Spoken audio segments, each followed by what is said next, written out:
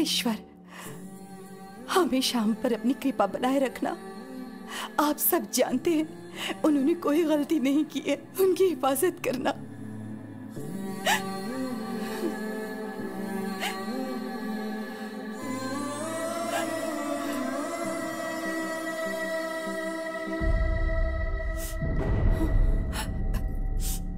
आप इस तरह आंसू तो छुपा लेंगी भाभी, लेकिन आंखों में जो दुख है उसका क्या? ऐसा कुछ नहीं है विकी। मुझे और पराया मत करो भाभी। उनका छोटा भाई बनकर नहीं, एक बेटे के रिश्ते से पूछ रहा हूँ। जीके की भैया से क्या दुश्मनी है? बताइए भाभी, आपको मेरी कसम, क्या हुआ था?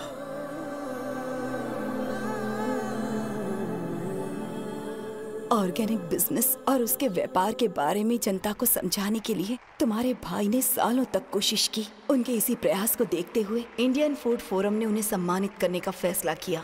सर्वे भवन्तु सुखिनः। सभी को मेरा नमस्कार। केंद्र सरकार की कृषि योजना और जैविक खाद्य को लेकर मैंने नया कुछ नहीं किया है। ऋषि मुनियों ने सालों पहले इसकी शोध की। वो हमारे राष्ट्र की संपदा है। बढ़ते रोग आधुनिक कृषि शैलियों की वजह से होते हैं। आजकल के किसान जो केमिकल्स इस्तेमाल करते हैं, उसकी वजह से हम सबको नुकसान हो रहा है। उसके चलते हमारे शरीर और रक्त कोशिकाएं बीमारियों का घर बनती जा रही हैं। आज के जनरेशन के बच्चों में ओबेसिटी और हार्मोनल इम्बैलेंस की वजह से हमारी बेटियां 10 साल की उम्र में ही मैच्योर हो जाती हैं। प्रेगनेंसी में भी कई तरह की कॉम्प्लिकेशंस का सामना करना पड़ता है।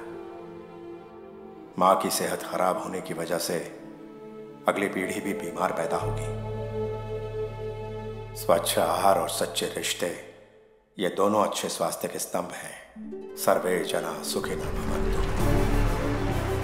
राजाराम जी का इंडियन फूड फोरम की तरफ से सर्वोत्तम खाद्य उत्पादक का अवार्ड देकर सम्मानित करना हमारे लिए गर्व की बात है।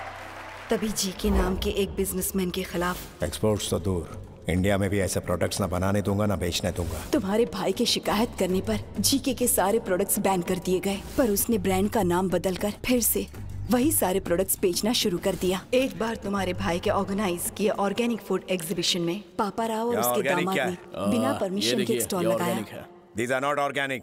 They are chemical products. इन्हें यहाँ स्टॉल किसने लगाने दिया? हमें नहीं पता राजा। आपका एंट्री पास कहाँ है? राजा राम, तुम्हें यहाँ आने में 1 मिनट देर कैसे हो गई? बाप रे बाप। ए मैनेजर, इन्हें बताया नहीं क्या? ये किसी ऐरे गहरे का नहीं, पापा राव का स्टॉल है। जैसे तुम वैसे तुम्हारे मिलावटी प्रोडक्ट्स।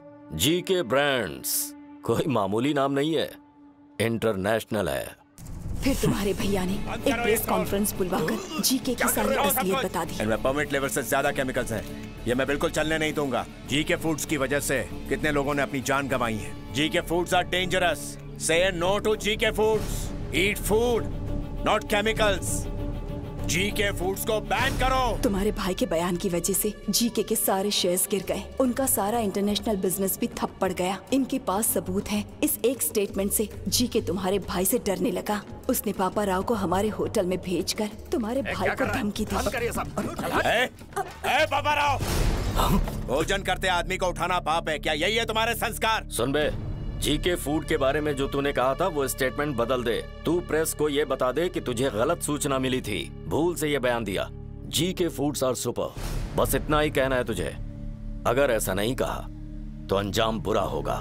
मेरा चाहे जो भी अंजाम हो, तेरे दामाद के प्रोडक्ट सेफ है ऐसा मैं कभी नहीं कहूंगा। ये जीके जनता को जहर बेच रहा है, ये तुमने सही कहा था, लेकिन जीके कितना जहरीला है ये तुम्हें आगे पता चलेगा। उसके बाद जननी की शादी तय हो गई। जब भी हमारे घर में कोई खुशी का मौका आता तो अपने होटल से अनाथ बच्चों के लिए खाना भिजवाया जाता। हमारे घर की यही परंपरा रही है। लेकिन उस दिन जो खाना पहुंचा था उसमें किसी ने जहर मिला दिया था, जिसकी वजह से सारे बच्चे बीमार पड़ गए। हॉस्पिटल में जिंदगी और मौत के बीच झूलने लगे। सिस्टर, ऑक्सीजन लाइन कनेक्ट करो जल्दी।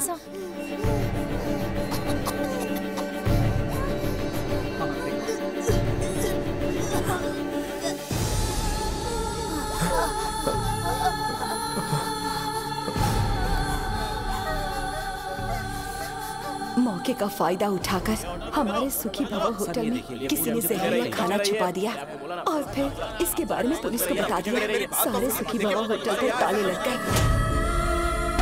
अनाथ बच्चों को जहर देने के आरोप में तुम्हारे भाई को अरेस्ट कर लिया गया है। मैं आपको कह रहा हूँ ये साजिश है मेरे।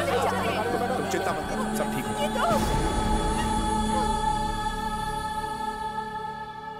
बेल पर छूटने के बाद जीके तुम्हारे भाई से मिला। अब पता लगा तकलीफ क्या होती है। तुम अपना स्टेटमेंट वापस लो या ना लो, मेरे खिलाफ जो एविडेंस है उसे कोर्ट में दिखाओ या ना दिखाओ, लेकिन तुम्हारी बर्बादी होकर रहेगी। तेरी फैमिली में तकलीफों की ऐसी सुनामी आएगी कि लाइफ में खुशी क्या होती है उसे हमेशा के लिए भूल जाएगा। मुझ में डर होता तो तेरा लाइसेंस कभी कैंसिल नहीं करता। अगर मुझे जेल हुई तो सिर्फ मेरी इज्जत जाएगी, लेकिन डर के तेरी मनमानी सहेली ना तो लाखों लोगों की मौत होगी। मुझे अपने मान से लोगों की जान प्यारी है। बात यहीं पर नहीं रुकी, जीके ने जननी की शादी भी तुड़वा दी। नमस्ते समधी जी, नमस्ते। आइए आइए, बैठिए बैठिए। मैं यहाँ बैठने नहीं आया। बात क्या है? आपके ऊपर केस चला, इस बात को मैंने तवज्जो नहीं दी। मैं भी बिजनेसमैन हूँ, बिजनेस में ऐसे ऊंच नीच होना एक आम बात है। मुझे लगा मामला निपट जाएगा, लेकिन कोर्ट में सारे विटनेस आपके खिलाफ हैं। सजा मिलने पर आप क्रिमिनल कहलाएंगे। कुछ भी हो जाए, एक अपराधी की बेटी को मैं अपने घर की बहू नहीं बना सकता। माफ कर देना।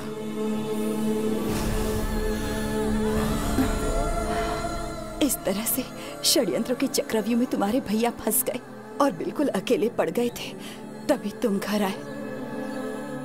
घर में इतना सब कुछ हो गया, ये बात आपने मुझसे क्यों छुपाई? मन्नू चाचा, हाँ, विकी को हमारी प्रॉब्लम्स के बारे में पता नहीं चलना चाहिए। उसने अकेले रहकर न जाने कितने कष्ट उठाए होंगे। मैं उसे और कष्ट नहीं देना चाहता।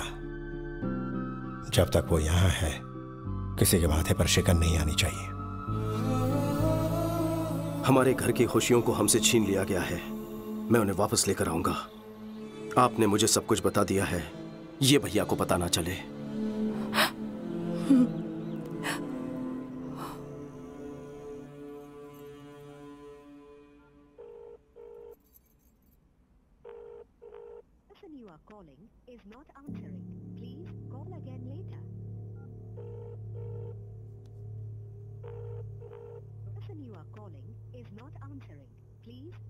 वो फोन नहीं उठाएगा।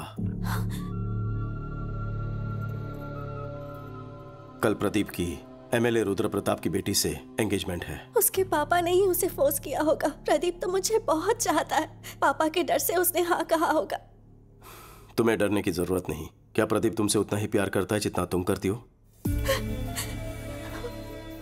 हम दोनों एक दूसरे के बिना नहीं जी सकते। कल सुबह तैयार रहना, कल हम उसके पास चलेंगे। ओके? अभी समय है ना? हाँ। तो ये फ्रेश हो सकते हैं? जाकर आराम करो बेटी। जया, तुम इसके साथ जाओ। आप बैठिए ना। चलो बेटा। हेलो, हाँ, मैं समीर बोल रहा हूँ। हाँ बोलिए। अब बोर्ड मीटिंग किस लिए? मुझे 1 घंटे का टाइम दीजिए, मैं आपके 50 करोड़ वापस कर दूंगा। आप यहाँ किस लिए आए हैं? पैसों के लिए आप अपने बेटे को नीलाम कर रहे हो, मैं सब जानता हूँ। बिजनेस में लगाए पैसे जब आपके पार्टनर्स ने वापस मांगे तो आप मजबूर हो गए सर। जीके के साथ हाथ मिलाने के लिए उसी ने रुद्र प्रताप के साथ रिश्ता जोड़ने कहा। आप एक बार भैया से बात तो कर लेते। इतनी बड़ी रकम चुकाना राजा राम के बस की बात नहीं है। 50 करोड़ हैं। अब तो समझ गए ना, मेरी समस्या आप लोग हल नहीं कर पाएंगे। मुहूर्त का समय हो चुका है, आप जाइए। भाग्य में लिखा कोई नहीं डाल सकता।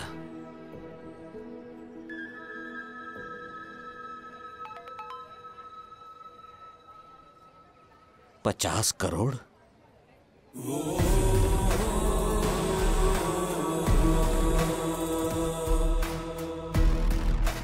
बेटा 50 करोड़ की अमाउंट? सर, पैसे अकाउंट में आ चुके हैं, मजबूरी खत्म हो चुकी है। अब आप क्या करना चाहते हैं? जजमान, मुहूर्त निकल रहा है, दोनों को बुलाइए। पैसे तो आ गए हैं, अंदर रुद्र प्रताप से। वो मुझ पर छोड़ दीजिए। अब सब तैयारियां जल्दी जल्दी करनी होगी, वक्त बहुत कम है। क्या चाहिए तुम्हें? एक छोटा सा लाइव शो दिखाना है मुझे। अभी समय नहीं है मेरे पास। जेल में तसल्ली से देख लेना।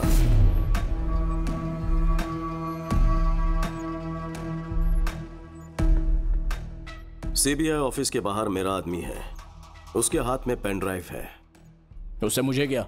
उसमें तुम्हारा एक राज कैद है। अपनी बेनामी कंपनी से मेडिसिन सप्लाई करने के नाम पे कोलकाता पोर्ट से ड्रग सप्लाई करते हो, है ना? 60 ग्राम भी वजन नहीं होता पेन ड्राइव का, लेकिन 6 करोड़ के स्कैम का सबूत स्टोर कर लेता है। बहुत ज्यादती है। क्या चाहिए तुझे? 30 सेकंड के अंदर अपने लोगों के साथ इस हॉल को खाली कर दो। और वो पेन ड्राइव? घर पहुंचते ही पेन ड्राइव तुम्हारे हाथ में होगी। चलो जल्दी निकलो, चलो निकलो, टाइम नहीं है। चलो जल्दी जाओ। अरे जाओ, बाद में बताऊंगा। आपसे एक छोटी सी मदद चाहिए सर। हाँ बोलो बेटा। जो सगाई आपने तोड़ दी थी, भैया को फोन करके कहिए कि रिश्ता जोड़ना चाहते हैं। इससे मुझे बहुत खुशी मिलेगी। Thank you. हाँ। चलो। मम्मी क्या हुआ? बड़ी खुश लग रही हो। चाचू ने प्रदीप के पापा से बात की, वो इस शादी के लिए मान गए हैं। सच में? विक्की क्या कह रही है ये? जो कहा सच है। कौन सी जादू की छड़ी घुमा दी? जादू से भी बढ़कर काम किया है। एक क्लिक में 50 करोड़। 50 करोड़? वो समधी जी ने कहा है कि 2 दिन में एंगेजमेंट कर लीजिए। कह रहे थे गलती हो गई, सगाई जल्दी कर लीजिए। 2 दिन का टाइम है, शॉपिंग करनी है, रिश्तेदारों को बुलाना है, बहुत सारी तैयारियां करनी है। भैया मेरी भी एक रिक्वेस्ट है। बोल। हमारे घर में शादी है तो क्यों ना हम भैरवी की फैमिली को बुला लें। उन्हें सिर्फ बुलाना है या फिर टाका भी फिक्स करना है? ए, कुछ भी मत बोल।